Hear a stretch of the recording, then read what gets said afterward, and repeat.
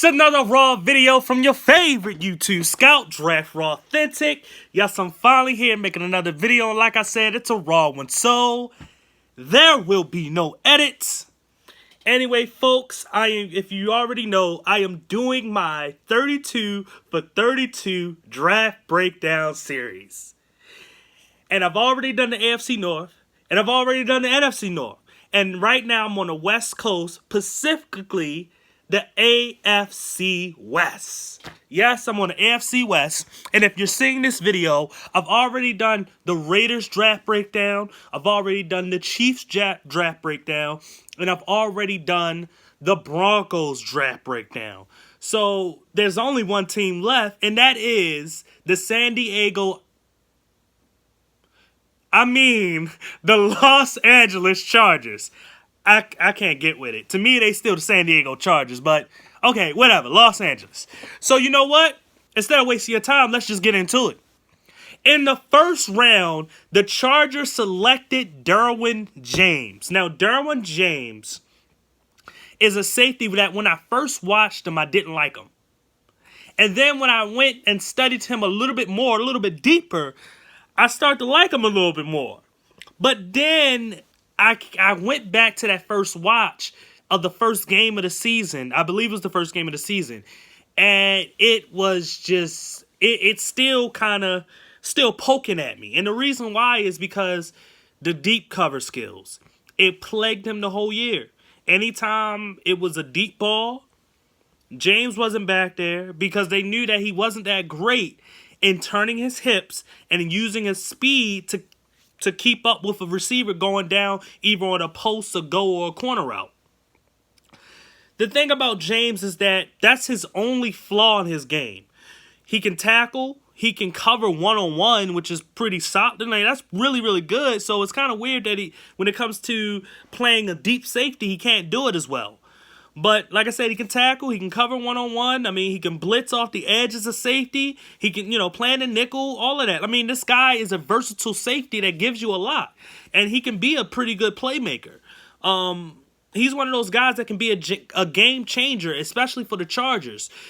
And I think that pairing him up with a safety that is a natural, deep range free safety is going to work out. And if the Chargers really have that guy, I didn't look at their roster, so I don't know who the other safety is. I can't remember if they drafted someone, a while back or whatever. But if they have that type of player on the team, then Derwin James is a great pick for him.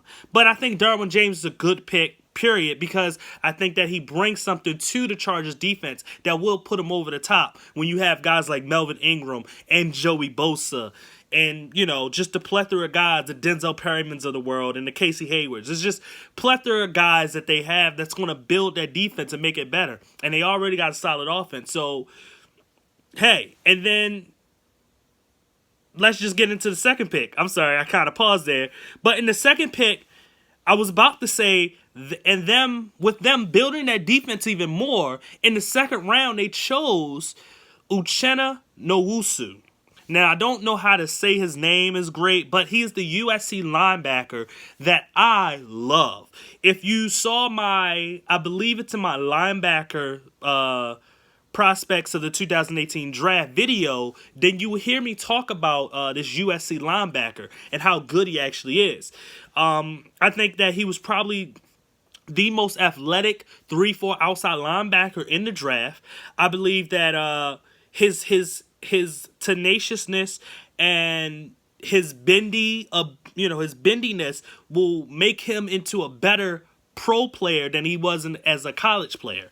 I think that he's a guy that can easily get double-digit sacks within the NFL. I'm not going to say it's going to be in his first year, but this is a guy that I really, really like. And if you know, I said this a lot about defensive players. The one thing that I love about defensive players is that if you show effort, just effort, production will come. Just give effort and the production will come to you. And I said the greatest example is Khalil Mack rookie season had like 1 or 2 sacks, or maybe it was 0 sacks. But he got a lot of pressures and he showed a lot of effort. And he played like it was his last game. Like he needed, you know what I mean? And then the next year, he did the exact same thing he did his rookie year. Just this time, he got 15 and a half sacks. So to me, like I said, effort brings forth production. And that's what the USC linebackers are going to give the Chargers. Being across from Melvin Ingram and having Joey Bosa there as well. I don't know if Uchenna's going to be a starter, but even if he's the third pass rusher, it's going to help out for him to at least develop until he can become that guy that the Chargers want him to be. So then in the third round, they build the defense even more. Once again, and they chose Justin Jones. Now, Justin Jones, between him and B.J. Hill, Justin Jones wasn't as good as B.J. Hill. But Justin Jones is still a good player. I think that a lot of times he would have a good play here, and then he will have a bad play. Then he'll have a really another good play, and then he'll have a bad play. Then he'll have a really, really good play, and then he'll have a bad play. That's how it was with him all the time. It was never a consistent thing, but his good pretty much kind of outweighs the bad. And that's what's so good about Justin. I think that his ability, he has a unique, like, underrated ability of rushing the passer from the inside. And he's a solid run stuffer. It's just that sometimes he overplays runs and sometimes he can get washed out because he will kind of get away from maybe his technique a little bit. And that's why I say he wasn't as good as B.J. Hill. But Justin Jones is still a good player. And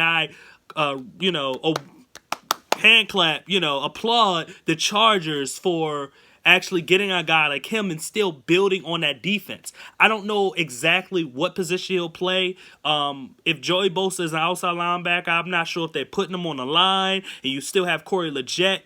I'm not sure who's the nose tackle for the Chargers, but I don't know if they will put Justin at a nose tackle. I mean, he could just be a guy that if they decide to let Corey go and then you have a successor with Justin Jones. So whatever they do, I think the Chargers had a good pick with these first three picks. They are amazing picks.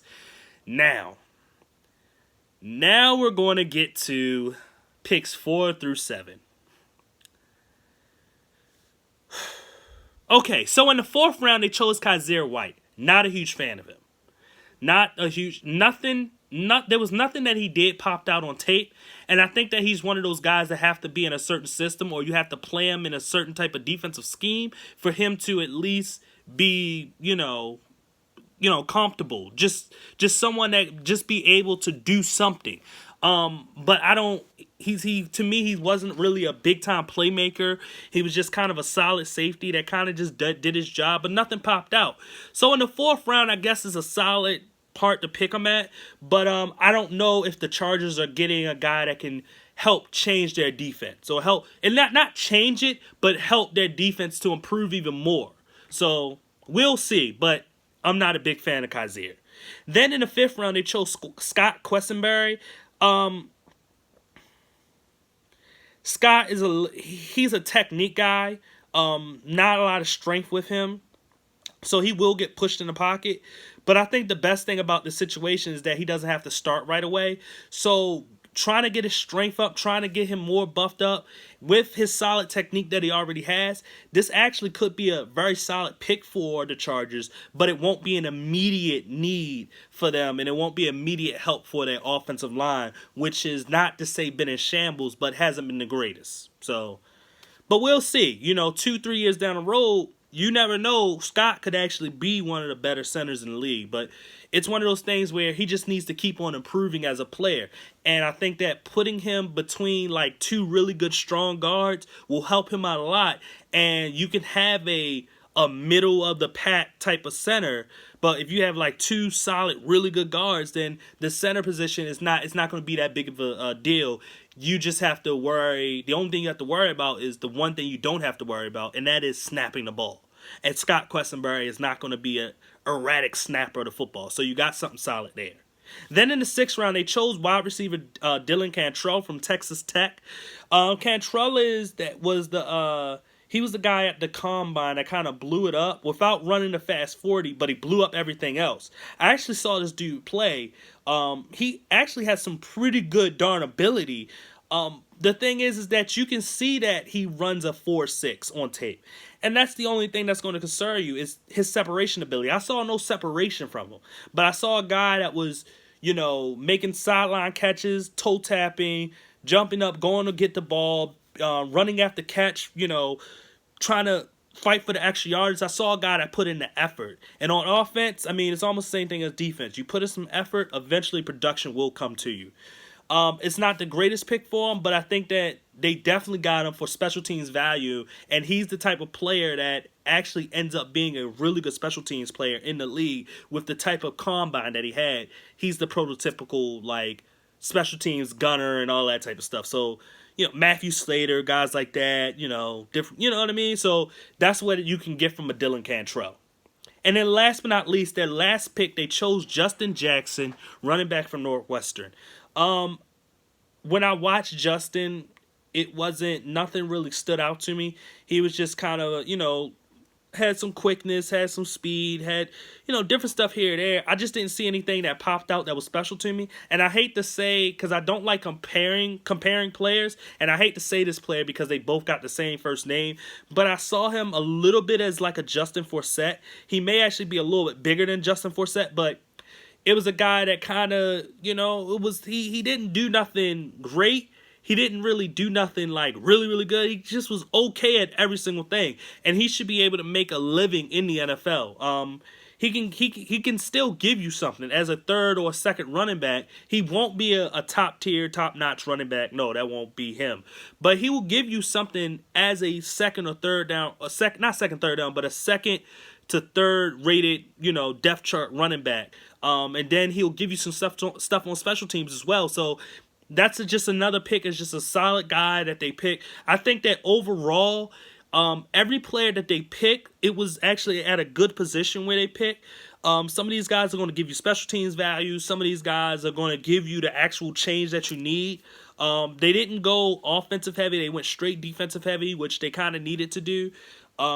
They probably needed to maybe get an offensive lineman as well, but they decided not to go that route, and they decided to build on their defense a little bit more and then let the offense kind of build on its own when you have Mike Williams and what's the other receiver? Oh my gosh, I forgot his name, and I freaking love that receiver. 2013 draft, Cal receiver. Oh, the name's going to come to me. I'm sorry. And he's one of the best in the league. I'm sorry. I can't believe I forgot his name. But anyway, when it comes down to it, it was a solid draft, but not a great draft. It was a really solid draft. But I think their first three picks will make a difference for their team within either their rookie year and or even in the second year. You will see what I was talking about when I was talking about James, Uchenna, and Justin Jones. But anyway, if you like this video and you want to see more videos of me doing these draft breakdowns, please hit the like button. Please subscribe. If you didn't like what I had to say about a certain player that the Chargers drafted, please comment it so we can debate about it. Please share this video so other people can see it, other people can comment, and other people can debate, and we can have this huge drafting community of guys that just like talking about the NFL draft. Once again, this is Draftrawthentic, and I thank you for watching.